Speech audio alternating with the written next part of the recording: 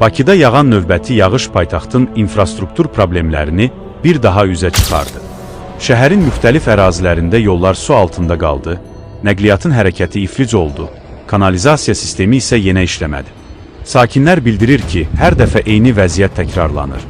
Azacıq yağıntı kifayət edir ki, küçələr gölə çevrilsin. Bu isə artıq təbii hal deyil, ciddi idarə etmə və infrastruktur probleminin göstəricisi kimi qiymətləndirilir. Kanalizasiya xətlərinin yüklənməyə tab gətirməməsi, vaxtında təmizlənməməsi və bəzi ərazilərdə ümumiyyətlə mövcud olmaması vəziyyəti daha da ağırlaşdırır. Nəticədə həm sürücülər, həm də piyadalar çətin vəziyyətdə qalır. İcra hakimiyyəti və aidiyyəti qurumlar hər dəfə müəyyən tədbirlər görüldüyünü bildirsə də, real mənzərə bu işlərin yetərli olmadığını göstərir. Şəhər hər yağışda təslim olur, vətəndaşlar isə eyni problemin girovuna çevrilir. Mütəxəssislər hesab edir ki, problemin həlli üçün kosmetik deyil, köklü və uzunmüddətli yanaşma tələb olunur.